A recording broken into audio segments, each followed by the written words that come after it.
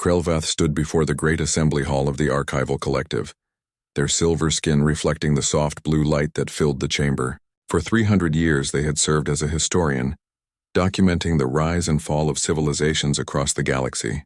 They had studied wars, peace treaties, and everything in between. 47 different species had passed through their research. Each one followed predictable patterns like notes in a familiar song. Today was different. Today the council offered a new assignment. The humans have been granted provisional membership, announced the High Archivist, their voice echoing through the vast space. As per our traditions, we must compile a complete historical record of their species. We need a volunteer. Krelvath's three eyes blinked in sequence, a sign of interest among their kind. Humans, the young species from the small blue planet. They had only discovered faster-than-light travel 2 centuries ago. In galactic terms, they were infants. Yet something about them fascinated the collective. These humans had survived their own nuclear age, something only 1 in 10 species managed to do. I will take this assignment, Krelvath said, stepping forward. The High Archivist nodded slowly. Very well.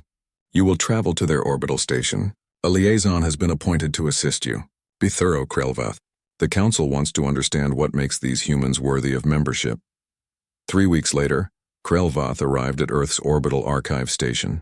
The structure was smaller than most galactic facilities, built with a mix of metal and composite materials that humans seemed to prefer. Through the viewing ports, Krelvath could see the blue and green planet below, swirling with white clouds. It looked peaceful from up here. Beautiful, even. The airlock hissed open and a human male stepped through to greet them. He was tall by human standards, with brown hair that was starting to turn gray at the temples. A long scar ran down the left side of his face from eyebrow to jaw. He wore the simple uniform of Earth's diplomatic corps. Welcome to the station, the human said, extending his hand in the gesture Krelvath had learned was a greeting. I'm Danny Mitchell. I'll be your liaison during your stay. Krelvath carefully mimicked the handshake, noting the firm pressure Danny applied. Not aggressive, but confident. I am Krelvath, historian of the Archival Collective. I am here to study your species' history, particularly your military conflicts. Danny's mouth curved into something that might have been a smile, though it didn't quite reach his eyes. Military conflicts. Yeah, we've got plenty of those in our history books. He released Krelvath's hand and gestured down the corridor. Come on, I'll show you to the archive room. Fair warning, though. Our history isn't like most species you've probably studied.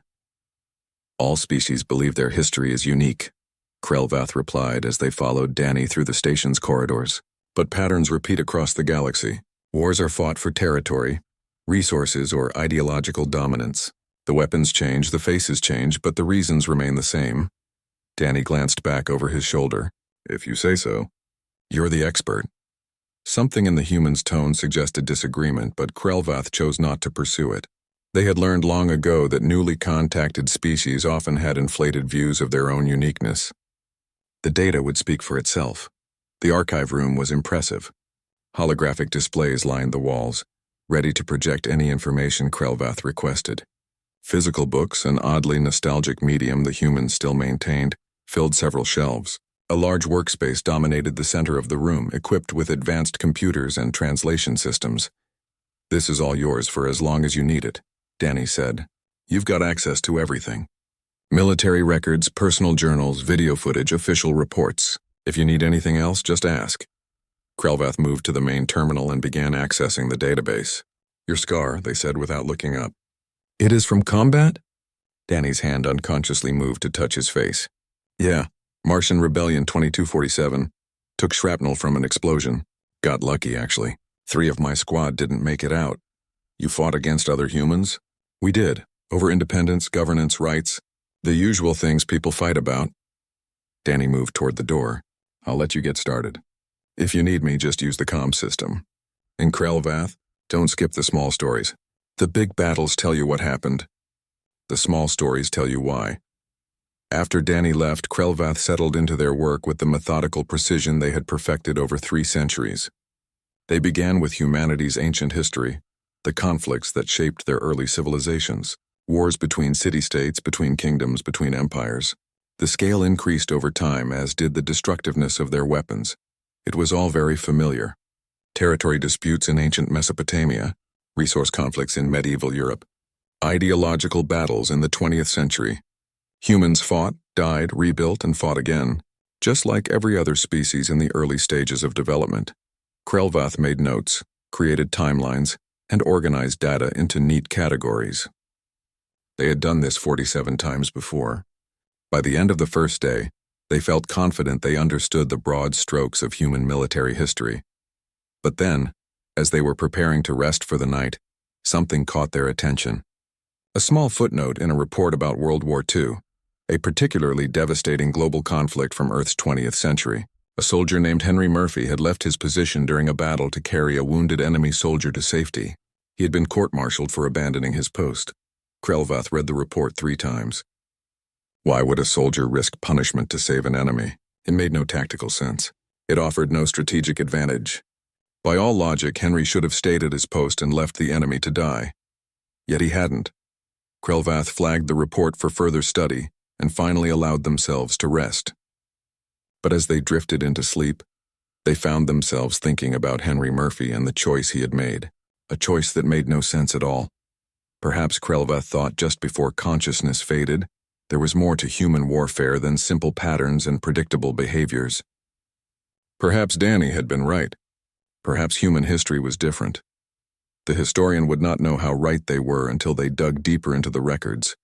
What Krelvath would discover in the days ahead would challenge everything they thought they knew about war, peace, and what it meant to be a civilized species. But for now, they slept, unaware that their academic detachment was about to crumble, piece by piece, as they learned what it truly meant to be human.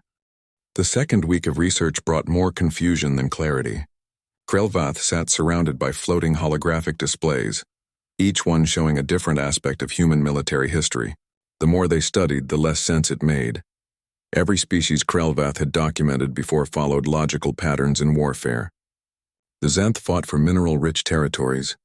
The Qualox waged wars over ideological differences, but always with calculated cost-benefit analysis. Even the aggressive Kordal only fought when victory was certain and profitable. Humans were different. Frustratingly, impossibly different. Krelvath pulled up another case file. Captain Ben Holland, commander of the cargo vessel Morning Star in 2156. His ship had suffered critical damage during a mining accident in the asteroid belt.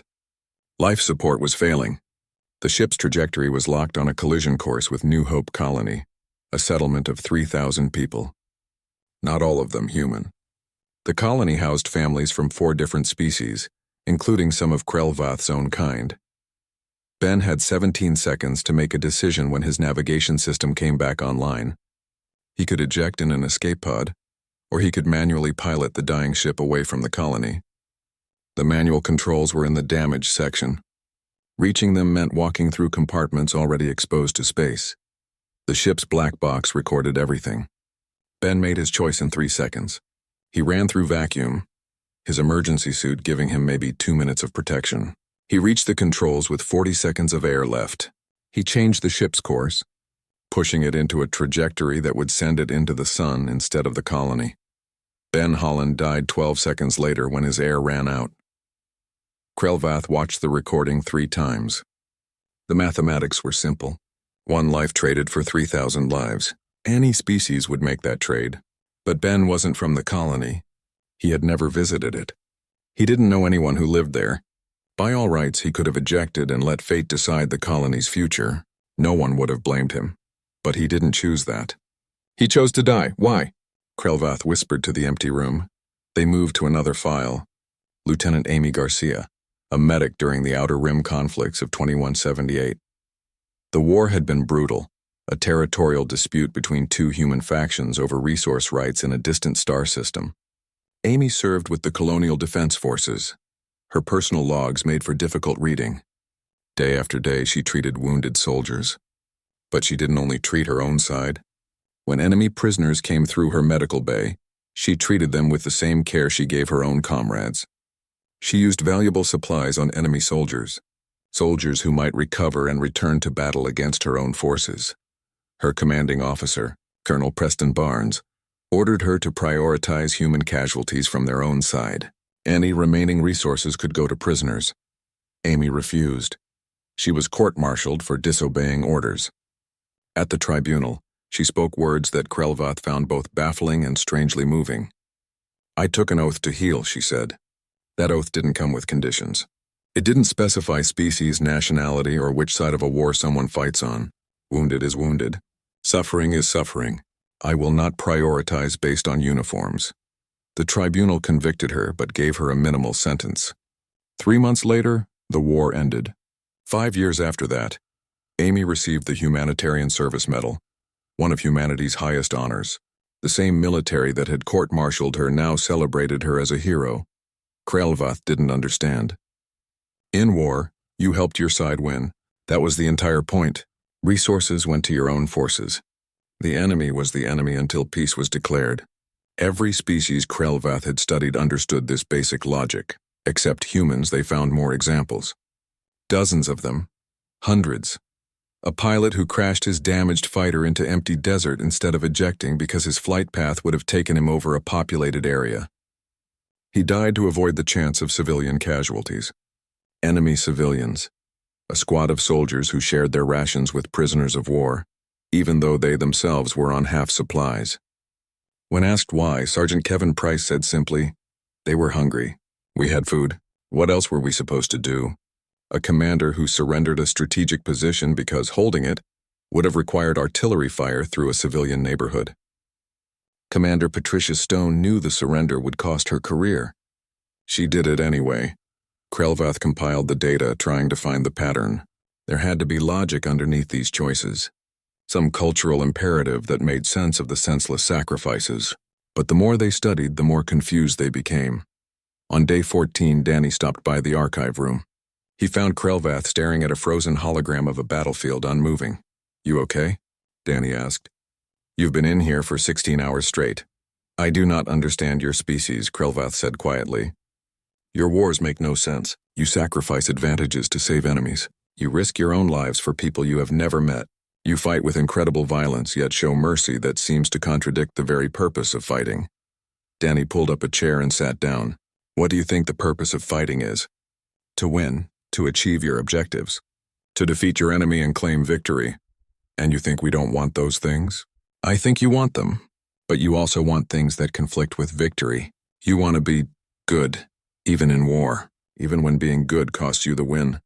Krelvath turned to face Danny. "Why? Why do you fight if you are not willing to do everything necessary to win?" Danny was quiet for a long moment. Outside the window, Earth continued its slow rotation, peaceful and blue. Finally, he spoke. "My grandfather used to say something. He was a soldier too, fought in the resource wars back in 2089. He said, 'We don't fight because we hate what's in front of us. We fight because we love what's behind us.' I do not understand the distinction. Hate is easy. Any animal can hate, but love? Love makes you remember that the enemy soldiers are someone's son, someone's daughter. Love makes you ask whether the victory is worth the price. Love makes you try to be better than the worst the war brings out." Danny stood up. "We fight when we have to, but we try not to lose ourselves in the fighting. Because if we become monsters to defeat monsters, what's the point?" After Danny left, Krelvath sat in silence for a long time. In 3 centuries of study, across 47 civilizations, they had never encountered a species quite like this. Humans were capable of terrible violence. Their history proved that beyond doubt. But they were also capable of something Krelvath's own peaceful species had never needed to develop. They were capable of being warriors who still remembered how to be kind. The realization disturbed Krelvath more than they wanted to admit. Their own species, the archival collective, had evolved past violence 6,000 years ago. They had no wars because they had bred out the impulses that caused conflict. They had achieved perfect peace through genetic selection and cultural conditioning. But in doing so, what had they lost? Krelvath returned to their studies with new eyes, no longer looking for simple patterns. They were looking for something else now, something they didn't have a name for yet, something that made humans simultaneously terrifying and beautiful. The 3rd week broke something inside Krelvath, though they didn't realize it at first. They had moved beyond simple case studies into humanity's darkest hours. The world wars that consumed their planet, the nuclear scares that nearly ended their species. The gene wars that tore apart families and nations. The first AI uprising that killed 3 billion people in 72 hours. Each conflict should have been the end. Each one should have left humanity extinct or broken beyond repair. Yet somehow, impossibly, humans survived. More than survived. They learned, they grew. They built stronger ethical frameworks from the ashes of their worst mistakes. Krelvath couldn't comprehend it. Their own species had never faced such tests. The archival collective had evolved peacefully, gradually becoming less violent over millions of years until war became literally unthinkable. They had never needed to choose peace while still capable of violence. They had simply stopped being capable of violence at all. But humans? Humans chose peace every single day. Even though they could choose war, they had the capacity for terrible destruction. Yet they built laws to restrain themselves. They created courts to judge their own war criminals. They appointed their own people to prosecute their own kind for atrocities. It made no sense. Yet here was the proof in file after file. Then Krelvath found the siege of New Harmony Station. And everything changed. The year was 2198. A research station orbiting a gas giant called Hope's Promise. 200 civilians lived and worked there, including 43 children. 2 human factions were at war over control of the system. The station held research data that both sides wanted. Valuable data.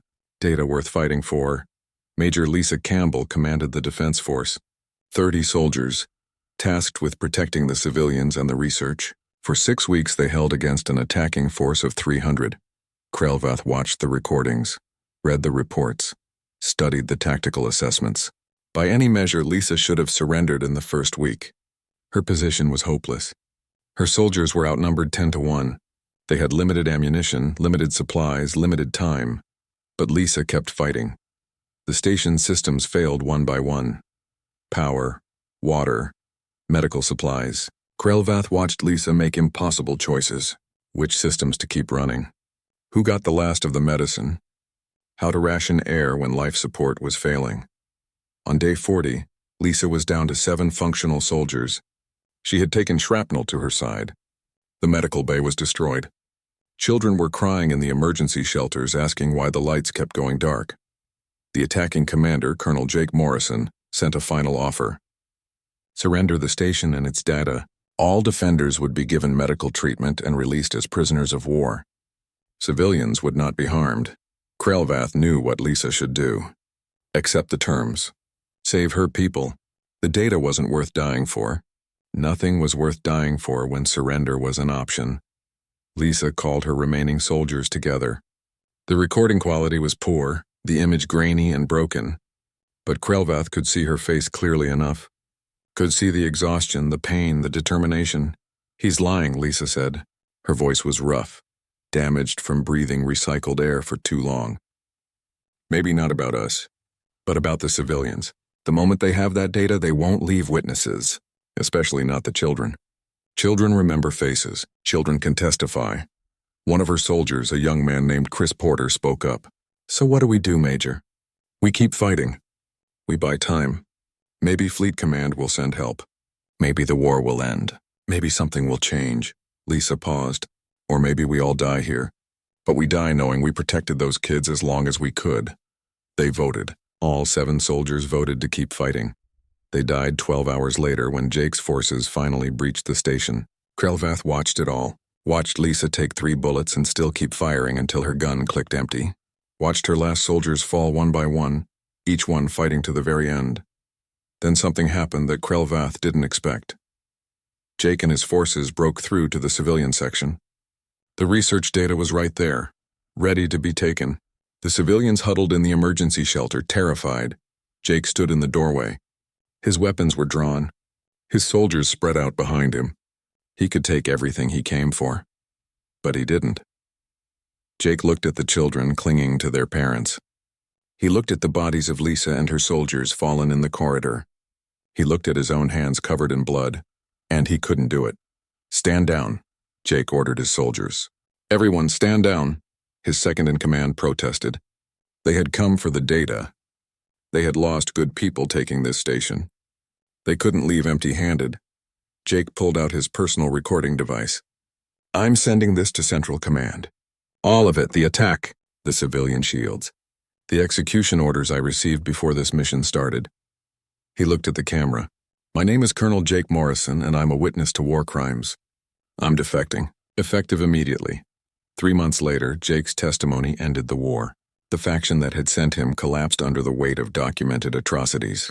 Peace treaties were signed. Reforms were enacted. Lisa Campbell died for nothing. By all tactical analysis, her sacrifice gained nothing. She lost. Her soldiers died. The enemy took the station anyway, except she won. Because her sacrifice made Jake remember his humanity. Made him question orders. Made him choose to be better. Krelvath sat in the dark archive room, watching the memorial service they held for Lisa and her soldiers. Hundreds of people attended, including Jake. He laid flowers at a memorial wall where Lisa's name was carved in stone. For the first time in 300 years, Krelvath cried. The tears came suddenly, surprising them. In their entire life, they had never wept. The archival collective didn't cry. They had evolved past such emotional displays. Tears served no logical purpose, but Krelvath wept anyway. For Lisa and her soldiers.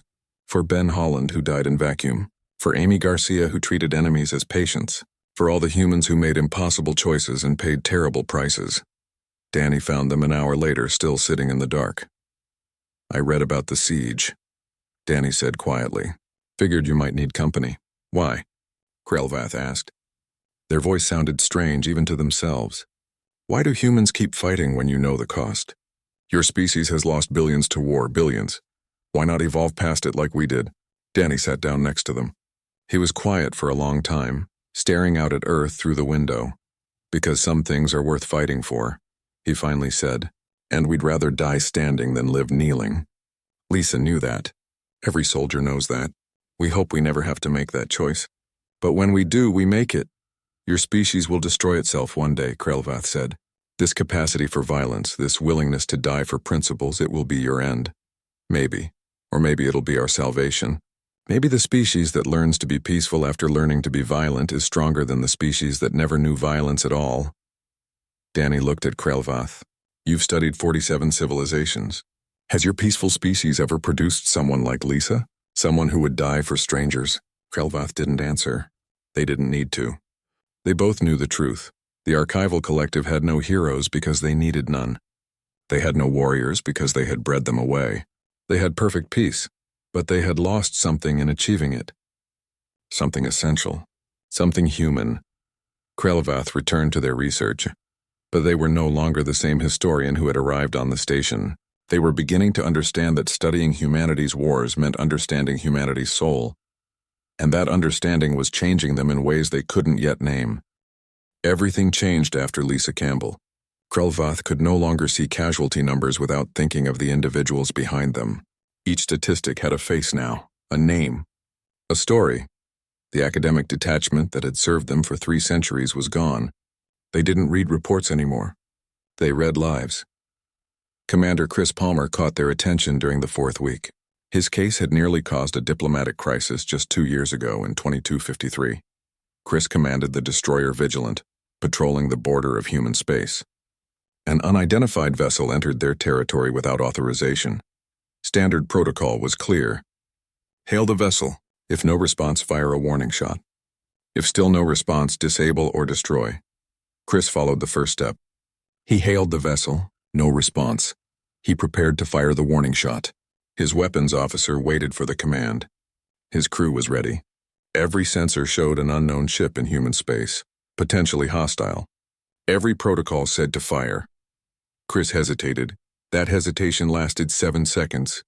In those 7 seconds, the unknown vessel suddenly began broadcasting. A distress call, families fleeing persecution, refugees seeking asylum. Their communication system had been damaged. They couldn't respond to the hail because they couldn't hear it. 7 seconds saved 213 lives. But Chris was reprimanded. His hesitation had endangered his crew. He had failed to follow protocol. If the ship had been hostile, those 7 seconds could have meant the death of everyone on Vigilant. Krelvath found the hearing records fascinating. Chris didn't defend himself by explaining about the refugees. He defended himself by defending the hesitation itself. I've killed before, Chris told the tribunal. I'll probably have to kill again. But I'll be damned if I shoot first and ask questions later. The day I stop hesitating is the day I stop being human. Sir, if following protocol means I might blow up a ship full of children before I verify it's a threat, then maybe we need better protocols. The tribunal upheld the reprimand, but reduced Chris's punishment. He remained in command of Vigilant. The protocols were reviewed but not changed. The message was clear. Hesitation was acceptable, but commanders were responsible for the consequences of that hesitation, whatever they might be. Krelvath noted that Chris accepted this. He didn't resign in protest. He didn't claim the system was unfair. He took responsibility for his choice and went back to work. That night, Krelvath found another file. Dr. Sophie Hayes, a xenobiologist who had been embedded with combat units during the frontier wars. Her job was to study alien species encountered during the conflicts, to better understand potential threats. But Sophie's reports read more like conscience than science. She documented soldiers sharing emergency rations with wounded enemy combatants. Not prisoners being held for intelligence, not aliens being cultivated as potential allies, just wounded enemies who had stopped fighting. Krelvath found interview footage. Sophie asking a sergeant named Ryan Torres why he had given his last protein bar to an injured alien soldier. Ryan looked confused by the question. He stopped shooting. That made him a person, not a target. But he's your enemy, Sophie pressed. Was my enemy. Past tense. Now he's just hurt. Ryan shrugged. Look, I'll shoot you all day long if you're shooting at me. But once you stop, once you surrender or you're too hurt to fight, you become my responsibility. That's the rule. Whose rule? Sophie asked. I don't know. Everyone's? It's just what you do. Krelvath watched that clip a dozen times. This wasn't official policy. It wasn't military regulation. It was something deeper, something cultural. Humans had rules about war that went beyond their written laws. They had expectations of behavior that transcended strategic thinking. The historian dug deeper, finding pattern after pattern. Human soldiers who risked court-martial to avoid civilian casualties. Commanders who ignored strategic advantages because the cost in enemy lives was too high. Medics who treated anyone who needed treatment, regardless of which side they fought for. Then Krelvath discovered something that shook them to their core.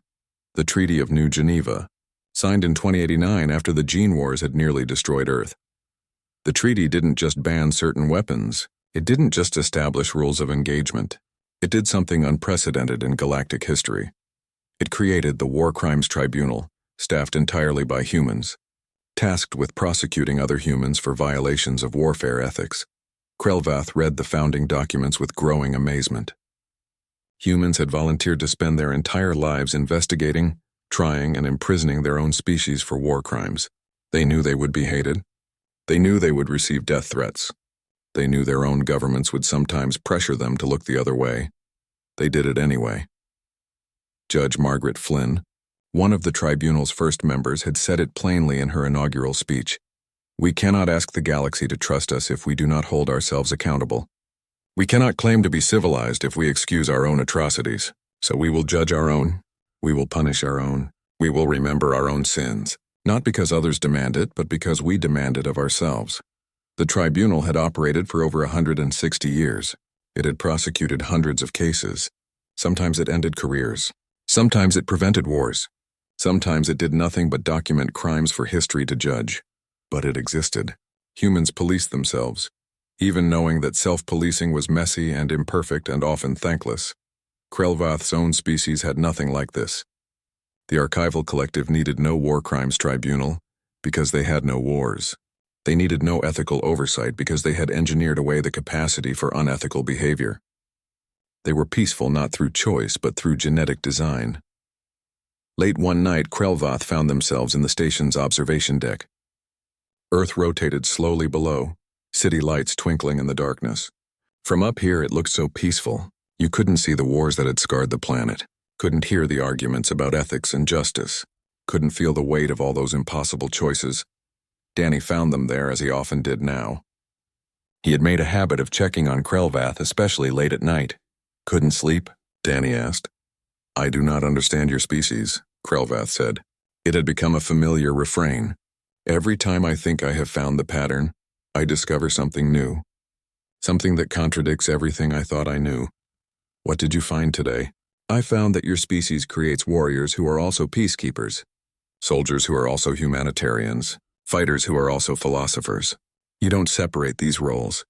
You demand that they exist together in the same people at the same time. Danny leaned against the observation window. Yeah, we don't trust people who love violence. We don't trust people who can kill without it bothering them. We want soldiers who hate war but are good at it. Want leaders who avoid conflict but can win it if they must. It's contradictory. But maybe that contradiction is the point. How do you teach this? How do you train someone to be a warrior who seeks peace? I don't know if you can teach it. Maybe you just have to believe that war is the failure, not the goal. That violence is the last resort, not the first solution. That the enemy is still human, still deserving of basic dignity, even when you're fighting them. Krelvath was silent for a long time. Finally they spoke again. My species evolved past violence. We are proud of this achievement. We believe it makes us superior, more civilized. But I am beginning to wonder if we did not evolve past violence so much as we evolved away from the capacity to understand it. We have peace because we cannot conceive of war. You have peace because you choose it every day. Despite being able to choose war, I do not know which is stronger. Neither do I, Danny admitted. But I know which one I'd rather be. They stood together in silence, watching Earth turn. Krelvath thought about Lisa Campbell and Ben Holland and Amy Garcia and all the others. Humans who had died for principles, who had sacrificed for strangers, who had chosen the hard right over the easy wrong. And Krelvath understood finally what made humans different. They hadn't eliminated the warrior. They had transformed it. They had made their warriors into protectors, their fighters into guardians, their soldiers into servants of peace. It was impossible. It was contradictory. It was beautiful. And it was going to change everything Krelvath thought they knew about civilization itself. 6 months after arriving at Earth's orbital station, Krelvath stood before the Galactic Council. The Grand Chamber was filled with representatives from dozens of species, all waiting to hear the verdict on humanity's application for full membership. The report Krelvath had prepared was nothing like the dry academic document they had intended to create. It was part history, part testimony, part confession. They had spent weeks writing it, deleting it, rewriting it. Even now, standing at the speaking platform, they weren't sure they had found the right words, but they had to try. Honored members of the council, Krelvath began, their voice steady despite the nervousness they felt. I have completed my study of humanity. What I am about to present may be difficult to hear. It was difficult for me to learn. The chamber was silent. Krelvath activated the holographic display, showing images from human history. Battlefields, memorials, faces of soldiers and civilians alike. We, the civilized species of this galaxy, achieved peace through mathematics and evolution. We calculated that war was inefficient. We evolved past the impulse for violence. We are proud of this achievement. I was proud of it too. Krelvath paused. But I submit to you that we did not transcend violence. We simply bred it out, calculated it away, made it impossible for ourselves to feel what drives it. We removed the disease by removing the capacity to be infected. Murmurs rippled through the chamber. Several delegates shifted uncomfortably. Krelvath changed the display. Video footage appeared, showing Lieutenant Megan Ross running through crossfire carrying a wounded alien child. The child wasn't human, wasn't even from a species humanity had known for more than a year. Just a child from a new contact world, caught in a conflict between local factions. Megan took 3 shots to her armor. 1 penetrated her side. She kept running. She reached the medical station. The child survived. Megan spent 2 months recovering. Humans still have the capacity for violence, Krelvath continued. Their history is soaked in blood, but they also retained something we lost in our peaceful evolution. They retained the capacity to love fiercely enough to fight for others. They have not eliminated the warrior. They have transformed it. More footage played. Soldiers becoming peacekeepers. Warriors becoming protectors. Fighters who wept for their fallen enemies. Human soldiers are also their most passionate advocates for peace. Their fighters are their most devoted protectors. They have not separated these roles. They have demanded that they coexist in tension, in every individual who takes up arms. The High Counselor of the Vex Dominion stood, their forearms spread in a gesture of dismissal. You describe a species that is unstable, dangerous. They admit to violence while claiming to seek peace. How can we trust such contradictions? Krelvath met the counselor's gaze. I would ask you, honored counselor, Who among your species would run through weapons fire to save a child of another race? Who would sacrifice their life for a stranger? Who would show mercy to an enemy? We would not need to.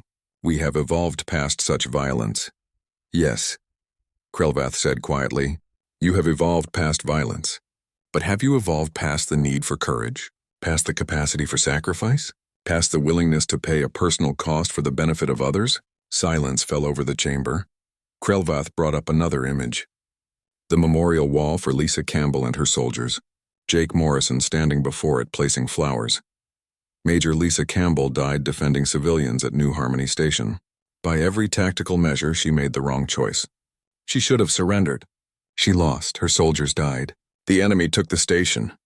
Krelvath's voice grew stronger, but her sacrifice made one of her enemies remember his humanity, made him question his orders, made him choose to be better. Her death ended a war that could have killed thousands more. How can you measure such things? Demanded another delegate. How can you calculate the worth of one death against hypothetical future deaths? You cannot, Krelvath admitted. That is my point. Humans do not calculate these things. They feel them. They believe that some things cannot be measured in numbers, that some principles are worth dying for, even when logic says otherwise. The chamber erupted in debate. Some delegates argued that humanity was too dangerous, too unpredictable. Others countered that predictability might be overrated. The argument went on for hours. Finally, Krelvath raised their hand for silence. I have one final piece of evidence. They pulled up the Treaty of New Geneva and the records of the War Crimes Tribunal. They explained how humans had created a system to judge themselves, to prosecute their own for atrocities, to hold themselves accountable even when no one else demanded it. They police themselves, Krelvath said, not because we require it, not because it is profitable, but because they demand it of themselves. They know they are capable of terrible things, so they built systems to prevent those things. They know they sometimes fail, so they built courts to judge those failures. They are not perfect, but they are trying, constantly, exhaustingly, trying to be better than they were yesterday. The vote was close, closer than any membership vote in council history. But humanity gained full membership by 7 votes.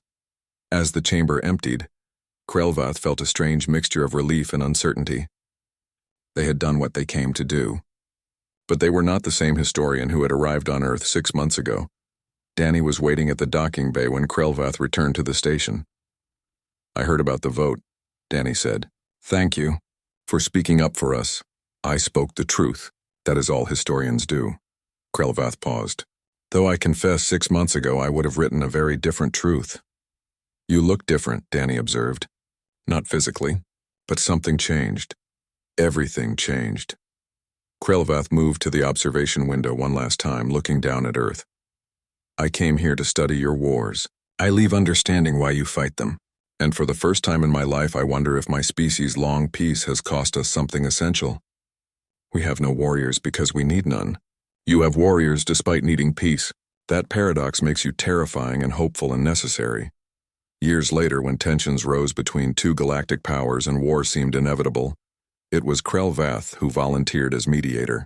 They had learned from humanity that peace wasn't the absence of conflict. It was the choice to seek alternatives even when violence was possible. The mediation lasted 3 months. Several times it nearly failed. But Krelvath remembered Lisa Campbell's sacrifice, remembered Chris Palmer's hesitation, remembered all the humans who had chosen the difficult path because it was the right path. In the end, war was avoided. Not through perfect logic or mathematical certainty, but through the messy, imperfect process of choosing to understand rather than destroy. On Earth, a new generation of officers graduated from the military academy. Among them was Danny Mitchell's daughter, Nicole. She had grown up hearing stories of the alien historian who had changed the galaxy's view of humanity. On her wall, she kept a quote that Krelvath had said during a later visit to Earth. Humanity taught me that the greatest strength is not the capacity for violence, but the wisdom to know when violence is necessary, the courage to act when it is, and the compassion to seek forgiveness afterward. The galaxy was learning what Krelvath had discovered. Humanity didn't survive despite their violent history. They survived because they never stopped questioning it, never stopped trying to be better, never stopped believing that even in war there were lines that must not be crossed. They were warriors who sought peace, fighters who showed mercy, soldiers who wept for their enemies. They were human, and that Krelvath had learned made all the difference. Not just for humanity, but for every species that encountered them, because humanity proved that peace chosen was stronger than peace engineered. That warriors who remembered their humanity were more powerful than creatures who had never needed to fight. The lesson spread slowly across the galaxy. Some species rejected it, others embraced it. But no one who truly understood humanity's story could remain unchanged by it. Just as Krelvath had been changed, standing in that archive room, watching humans make impossible choices for reasons that transcended logic. They had taught an ancient historian what it meant to be truly civilized. Not the absence of the capacity for violence, but the presence of the choice to be better. And that choice made daily, in small ways and large, was perhaps the most human thing of all.